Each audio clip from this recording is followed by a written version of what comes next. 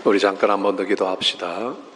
존귀하신 하나님 아버지, 이 시간에 하나님의 말씀을 앞에 펴놓고 하나님의 음성을 듣기를 원합니다. 주께서 이 부족한 종을 주님의 옷자락에 감추어 주옵시고 오직 부활하신 우리 주님 성령으로 임재하셔서 우리에게 말씀을 전하여 주옵소서. 특별히 또 이 교회에 처음 방문한 자들을 복 주시고 마음의 문과 귀를 열어주셔서 주님 말씀 듣고 은혜가 있게 하여 주옵소서. 예수님 이름으로 기도하옵나이다. 아멘.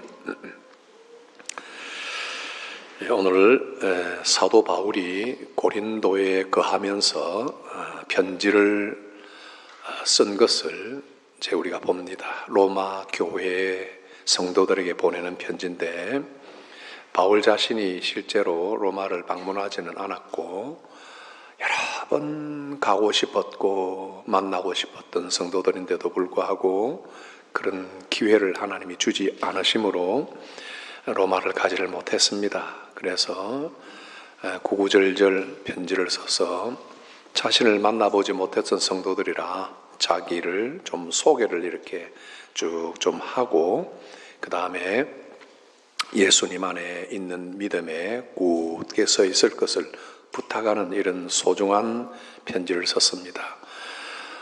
여러분들이 로마서를 이렇게 놓고 이야기할 때 성경 중에 성경이다 하는 말을 기억하셔도 좋습니다. 로마서는 정말 성경 중에 성경.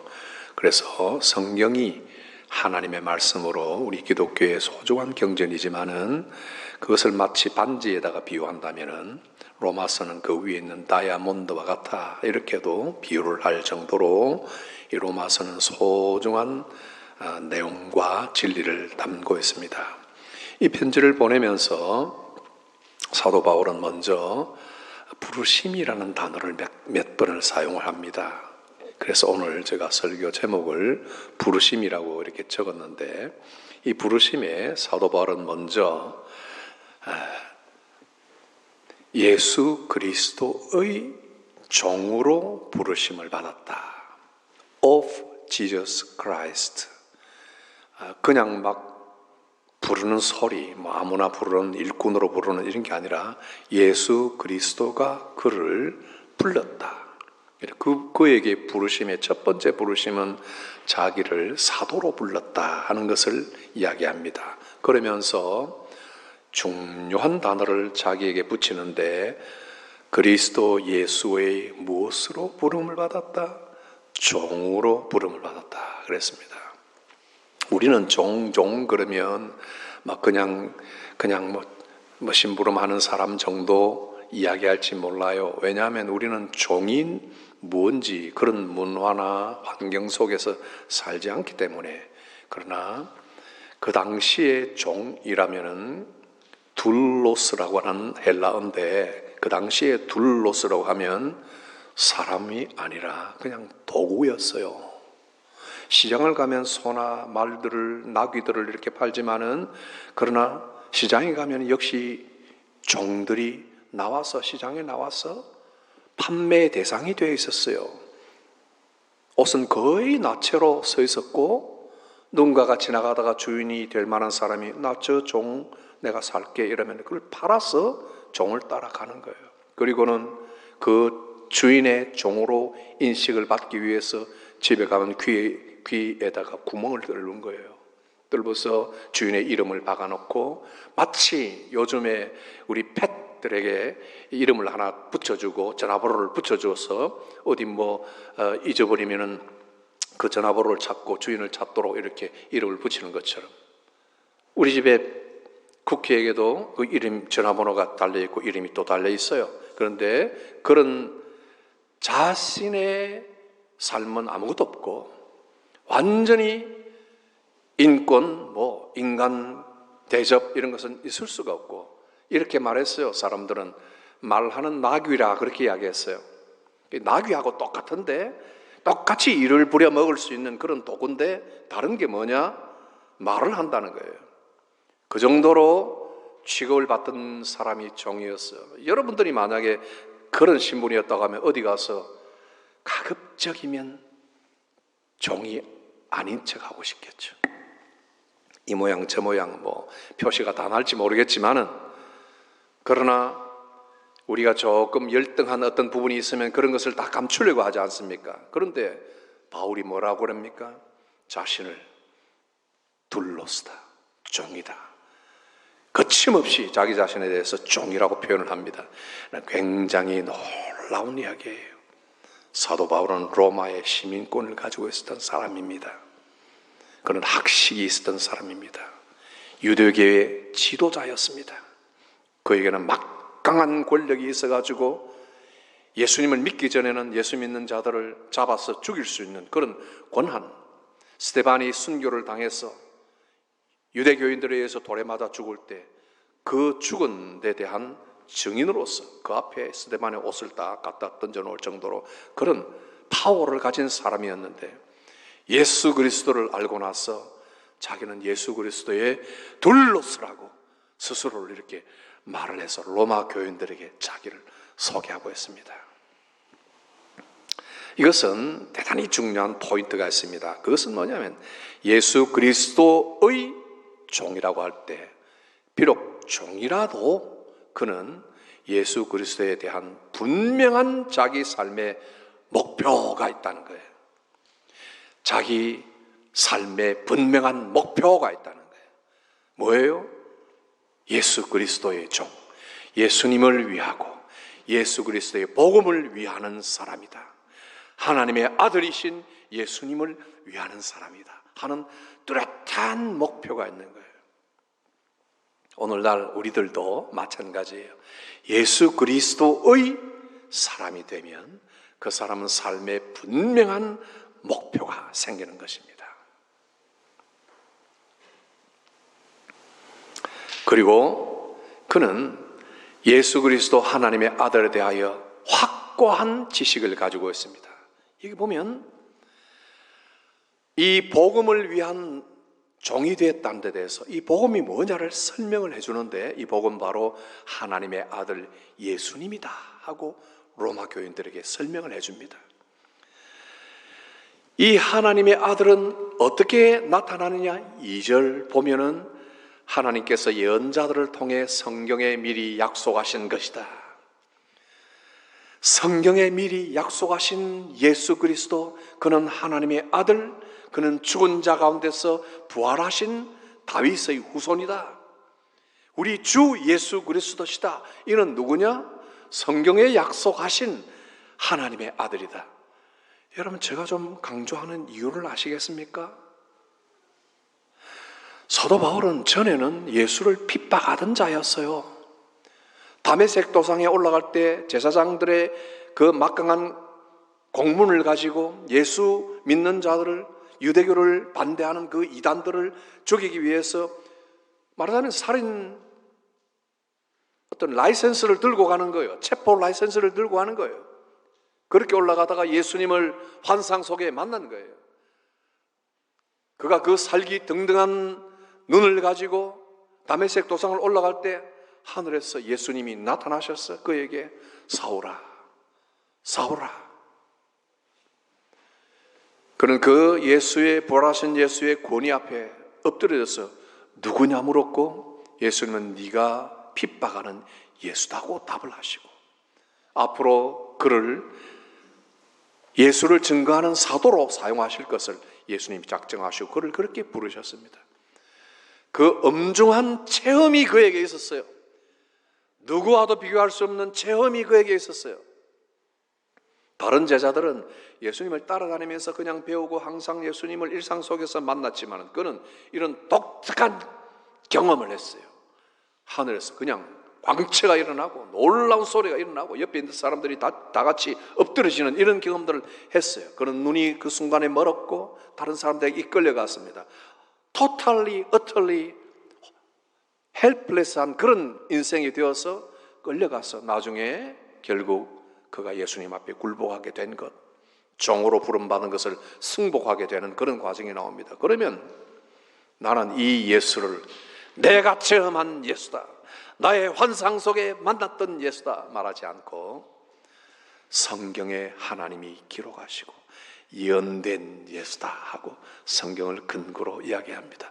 이것은 우리에게 대단히 중요한 힌트와 교훈을 줍니다.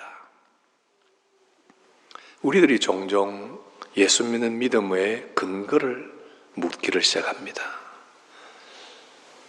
부모님들이 가르쳐준 성경, 가르쳐준 그대로 말고 내가 예수님을 만났느냐? 저는 여러분들에게 거기에 대한 질문들을 하도록 권유를 하고 있습니다.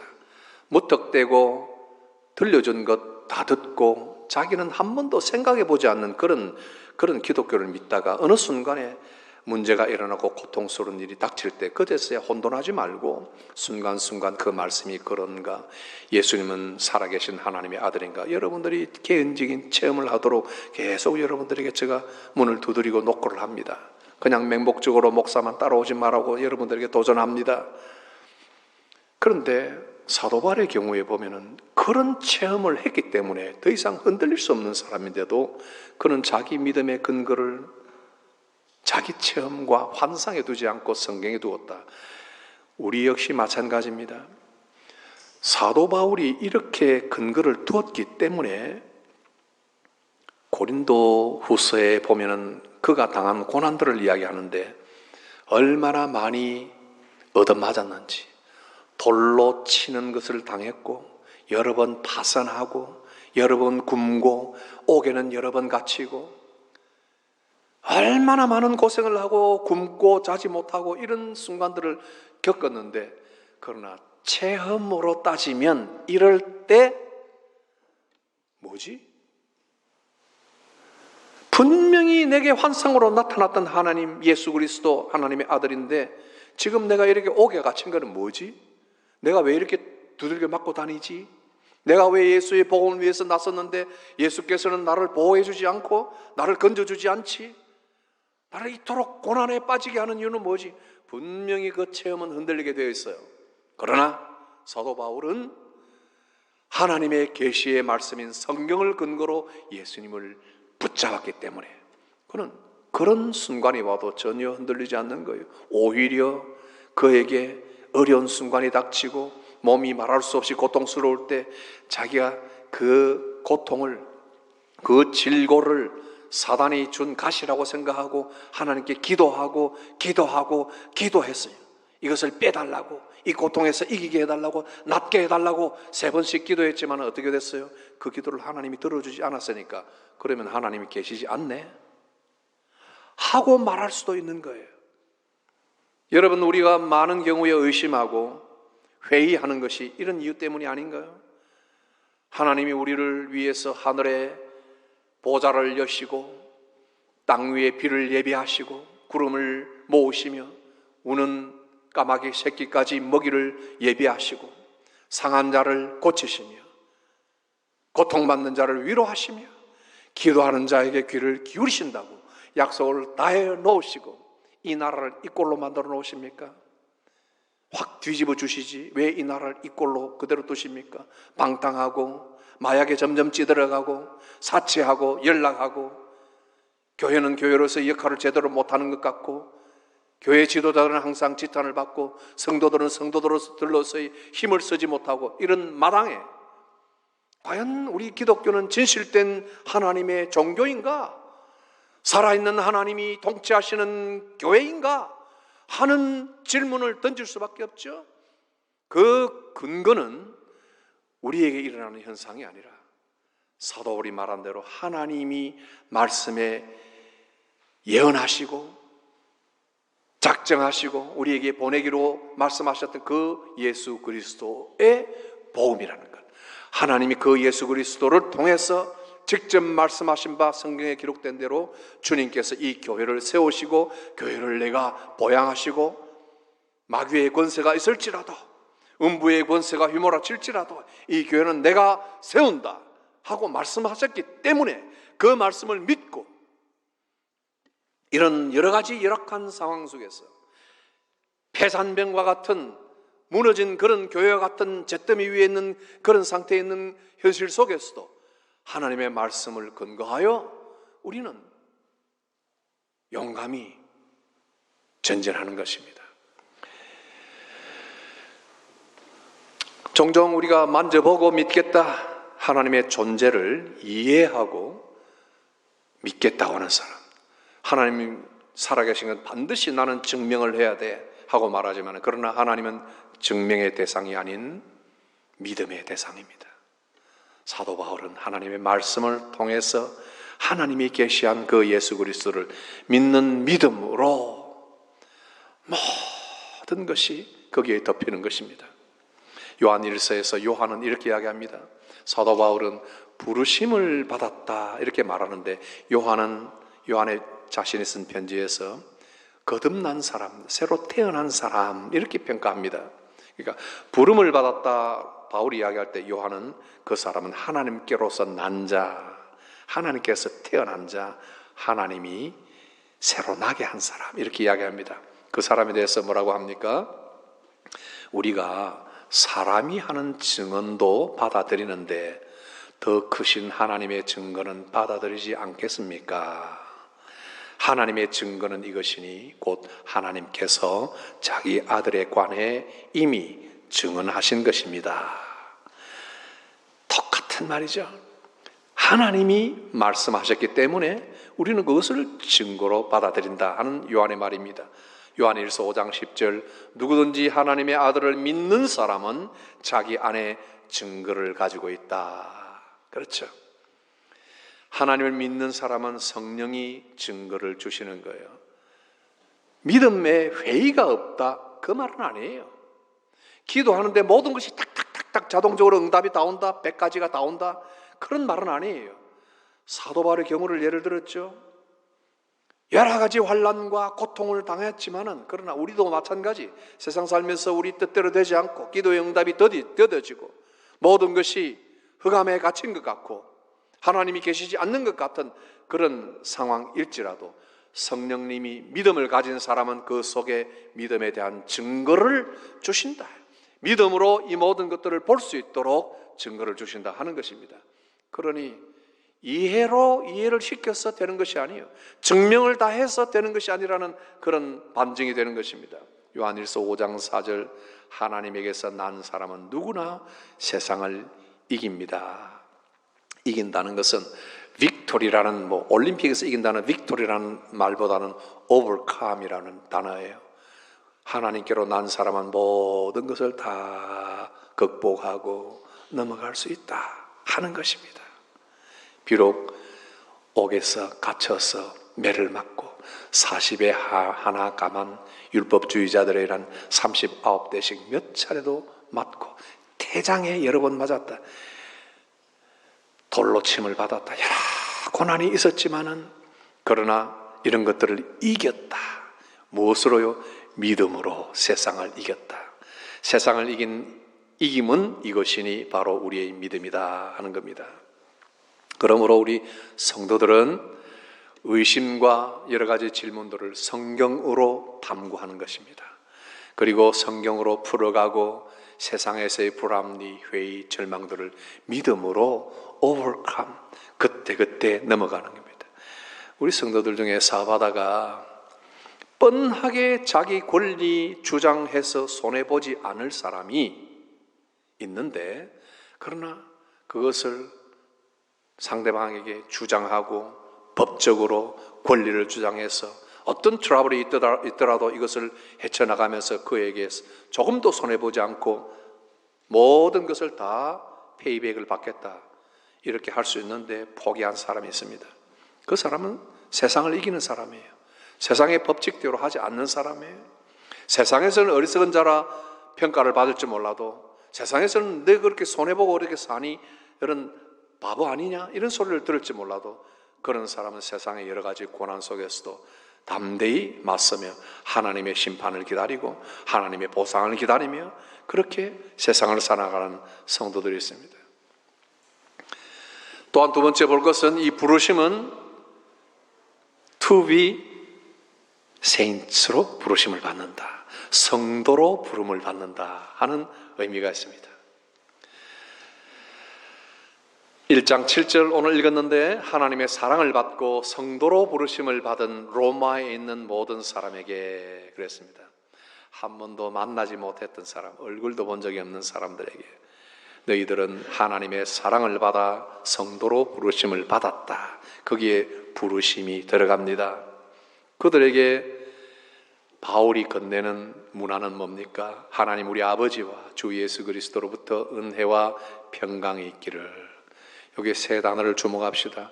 하나님의 사랑을 받았다, 첫 번째. 두 번째, 은혜와 세 번째, 평강입니다. 여러분, 로마에 있는 이 1세기, 초기 1세기 중엽의 모든 성도들은 초기에는 유대인들에게 박해를 받았어요.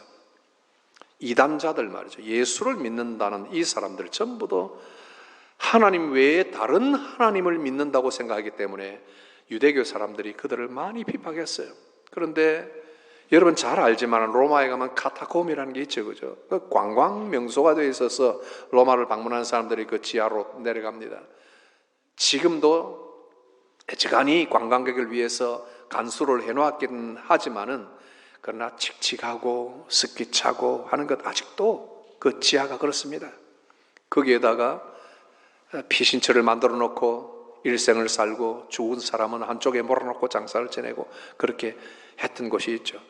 그게 네로의 박해로부터 시작해서 여러분 AD 64년에 네로의 박해가 시작되었을 때 로마의 대화재가 일어났을 때 그 화재를 일어난 것이 나라가 망가지게 되니까 자기 자리가 위태로우니까 이 화재의 원인을 기독교도들에게 다 누명을 씌웠지 않습니까? 그렇게 해서 기독교도들에 대한 박해가 일어났는데 64년에 일어나고 말았습니까? 70년에 일어나고 말았습니까? 그 이후로부터 모든 대제들에 의해서 260년간 박해를 받았어요. 엄청난 박해를 앞두고 있는 사람들이고 지금도 자리가 편치 않는 성도들이에요. 예수를 안 믿으면 차라리 편안할 사람들이에요. 그런 사람들에게 편지를 씁니다. 너희들은 하나님의 사랑을 받았다. 그래서 성도가 되었다 하는 겁니다. 하나님이 살아계신다고 전제할 때 그 신이신 하나님의 사랑을 받아서 성도가 되었다. 그 모든 로마에 있는 성도들에게 은혜와 평강이 있기를 바란다 하고 편지를 보냅니다. 실로 너무나 절실한 축복이 그들에게 은혜입니다. 은혜. 그 사람들이 하루하루 사는 게 쉬운 삶이 아니죠. 은혜는 값 없이 주시는 것입니다. 조건 없이 주시는 것입니다. 하나님이 주려고 판단하시고 하나님이 그렇게 생각하시고 그냥 부어주시는 겁니다. 너 조금 잘생겼네. 너 조금 더 잘하네. 이런 선행을 따라서 주시는 것은 보상이고 상이죠. 그건 은혜가 아니죠. 은혜는 난 가장 못생긴 사람, 가장 일 안 하는 사람에게 똑같이 대워주고 더 많이 주는 것, 그게 은혜 아니에요. 하나님께서 이런 열악한 환경에 있는 성도들에게 은혜를 주시도록 기도하고 그 다음에 평강을 주시기를. 무엇보다 필요한 것이 평강입니다. 그죠? 카타콤에 있는 사람들을 생각해 보세요. 언제쯤 이 날이 청산되고 우리에게 자유가 올까? 그 날이 수백 년이 지난 313년에 오기는 했지만은 그러나 그 전까지는 그 암흑 속에서 고통 속에서 사자의 맹수들의 밥이 되기도 하고 어떤 사람들은 그냥 불쏘시개가 되어서 횃불로 그냥 불태우는 그런 소시개가 되어서 거리를 밝히고 하는 그런 대상들이 되었지 않습니까? 그런 핍박들이 있었지만 그러나 하나님의 사랑을 받은 성도들이 하나님이 주시는 평강이 있을지어다. 오늘 우리도 마찬가지예요. 여러분들에게 정말 필요한 것이 은혜가 아닙니까? 하나님 은혜가 없으면 내일 월요일이라도 가게 문을 오픈하고 정말 여러분들이 당당하게 자신 있게 살아갈 그런 힘이 있나요? 여러분 하나님의 평강이 우리에게 없다면 우리가 정말 우리 마음속에 스스로 평강을 제조해낼 수는 있나요? 항상 전쟁이 일어나고 항상 갈등이 일어나고 회의가 일어나고 모순투성인 이 세상을 살아가면서 우리 마음의 평강이 있을 수가 있나요? 물건을 하나 구입해 보면 그 물건도 어떤 사람은 영영 사기를 쳐가지고 한 몇 달 지나 보면 그건 제대로 된 물건도 아닌 것을 받았을 때, 여러분들이 그런 것들을 처리할 때 얼마나 힘이 드나요? 스트레스는 그냥 만땅으로 받게 되죠. 마음속에는 왠지 모를 풍파가 일어나고 잠도 제대로 편하게 잘 수 없고, 좀 몸이라도 건강했으면 좋겠는데 뜻하지 않는 질병들이 찾아오면 우리의 마음은 참 평강을 누리기가 힘이 들잖아요. 우리에게 진짜 필요한 게 뭐나요? 하나님이 주시는 평강이 없으면, 하나님이 주시는 은혜가 없으면 산다고 살아봤자 다 고역 속에, 신음 속에 살아갑니다. 결국 오늘 우리 말씀을 듣는 성도들, 오늘 이 말씀 듣고 하나님 앞에 나올 때 하나님의 부르심을 기쁘게 여기시고 나의 삶의 목적을 분명히 생각하고, 두 번째, 하나님으로부터 오는 은혜와 평강, 그것은 하나님이 우리를 부르실 때 사랑을 허락하시고 우리를 끊임없이 눈여겨보시며 함께 하신다는 이것을 기억하게 되기를 바랍니다. 우리 믿음의 의미는 왜 믿는가? 믿음의 의미, 그건 우리 편에서 하나님을 믿는 믿음으로 얻는 유익이 있어요. 그건 예수 그리스도의 종이 되어도 복음을 위해서 산다, 하나님을 위해서 산다 하는 목적이 확고하게 된다는 유익이 우리에게 있어요. 또한 하나님 편에서는 하나님께서 우리에게, 믿는 자들에게 아낌없는 은혜와 평강을 주심으로, 아낌없는 은혜와 평강 속에 말씀을 깨닫게 하심으로 질문과 의심과 회의와 탐구거리가 많은 이 세상을 하나씩 이겨낼 수 있도록, 그런 것을 풀어나가는 지식을 더 깊이 할 수 있도록, 깊게 할 수 있도록 하나님이 이끌어 가신다 하는 겁니다. 오늘 이런 부르심을 받은 여러분들 다 같이 하나님의 부르심에 아멘 하고 응답하시고, 여러 가지 어려운 상황 속에 놓였을지라도 하나님이 이것을 다 이기고 극복할 수 있고 넘어갈 수 있는 바울 같은 믿음을 우리에게 주시고 요한 같은 믿음을 우리에게 주실 것을 믿고 아멘 하도록 그렇게 합시다. 다 같이 기도합니다. 기도하실 때 여러분 자신을 위해서 기도합니다. 하나님이여, 여러 번 주님의 부르심이 있었지만은 거기에 응답하지 않고 등을 돌리고 외면하진 않았습니까? 하나님께서 주신 모든 사랑을 깨닫지 못하는 저희들은 아닙니까? 기도하고 우리 하나님의 부르심에 담대히 아멘하고 일어서서 그의 사랑 속으로 들어가고 그분이 주시는 은혜와 평강 속으로 들어가는 우리 자신들이 될 수 있도록, 그리고 우리의 모든 처한 환경을 다 뒤로하고 하나님의 말씀과 예언의 그런 계시의 말씀 속에, 성경 속으로 뛰어들어가 그 말씀에 허락하신 모든 은혜와 또 믿음으로 바라보는 모든 세계들을 우리가 더욱 견고히 할 수 있도록 자신을 위해 기도합니다. 두 번째, 우리 성도들 가운데 여러 가지 어려움을 만난 성도들, 오랜 동안 38년 된 환자와 같이, 혈류병을 앓는 여인과 같이 오랜 동안 기도의 제목을 가지고 주님 앞에 병 낫기를 기도하지만은 응답받지 못하는 성도들이 있으니 여러분 같이 위하여 기도하시고, 또 한국에 나가 지금 9차 항암을 또 준비하고 있는 서집사위에서 같이 기도하시고, 또 오늘 처음 나온 성도들 믿음의 분량이 어떠하든지 일생 동안 어디에 서 있거나 하나님의 부르심을 아멘하고 달려가서 주님의 사랑 안에 거하는 귀한 성도로 부르심을 받도록 하나님께서 이 은혜 주시도록 세 가지 제목 가지고 다 같이 기도합니다. 주님이여, 우리를 불쌍히 여기시오. 하나님의 은혜가 없이는 아무것도 할 수 없는 중요하니 하나님께서 우리를 사랑함으로 부르셔서 종으로 부르시고 하나님의 자녀로 불러주셨사오니, 우리는 예수 그리스도의 것으로 부름을 받았다고 했사오니 우리의 소유지가 어딘지를 알게 하시고 그 부르심 앞에 아멘하며 나아갈 수 있도록 도와주시고, 평강을 잃은 자들에게 평안을 주시고 몸이 상한 자들에게 건강의 축복을 내리시며 정신을 맑혀 주옵시고 온전케 하시고 하나님 아버지 앞에 감사와 영광을 돌려드리도록 축복하여 주옵소서. 구름을 모으시고 들의 까마귀를 먹이시며 백합화를 먹이시는 우리 주님을 바라보므로 우리의 체험을 더 주님 앞에 권고히 하게 도와주시고 말씀 가운데 우리의 믿음을 더욱 견고히 할 수 있도록 주님이 함께하여 주시기 원합니다. 병중에 고통하는 가족들을 위로하여 주옵시고, 환난 날에 나를 부르라 내가 응답하리니 주님이여 부르시리라고 소리지는 주님이, 초대하시는 주님이여 부르시는 데 합당하게 나아갈 수 있도록 도와주시옵소서. 병중에 있는 자들 주님 치유함을 주시고, 주님 기적을 베풀어 주심으로 말씀 가운데 주신 기적을 체험으로 또 맛볼 수 있도록 성도들에게 주시고, 임박한 기도의 제목들을 다 응답하여 주옵시고, 오늘 처음 이 교회에 나온 자들, 믿음이 없는 자들에게 믿음을 주시고, 믿음에 파선한 자들이 새롭게 일어나게 하시고, 언제 어디에서나 하나님의 영광 위에 살아요 주님의 부르심에 합당하게 살아가는 성도들, 자녀들 다 되도록 축복하여 주시옵소서.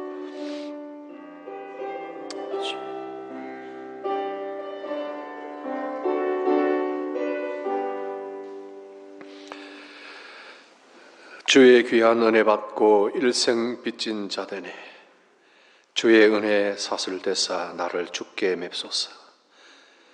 나의 마음은 연약하여 범죄하기 쉬우나 우리 주님께서 나를 받으시고 일생 동안 이끌어 주시기를 원하는 귀한 성도의 찬양, 우리의 기도가 되게 하시고, 주님의 은혜로 일생 빚진 저희들 어떻게 주님의 은혜를 갚을지 가르쳐 주시고, 또한 그러면서 그 은혜 가운데 더욱 사슬로 매여 있는 자들 될 수 있도록 축복하여 주옵소서. 여기에 있는 모든 성도들이 예수님의 부르심을 받아 성도로 아름다운 은혜와 평강을 누리며 사랑을 맛보며 또 일생 주님의 종이 되었어도 복음을 위하여, 하나님의 영광을 위하여, 교회를 위하여 헌신하며 살아가는 귀한 목적이 있는 성도들 다 되게 하여 주옵소서. 성도들을 얽어매고 있는 모든 질병과 모든 시험과 모든 의심과 모든 고난과 모든 장애들을 하나님께서 치유하시고, 말씀 가운데 놀라운 기적으로 이들을 자유케 하시고, 놀라운 찬양이 이들의 입에서 터져나올 수 있도록 주님이 성령으로 역사하여 주시옵소서. 예수님 이름으로 기도하옵나이다. 아멘.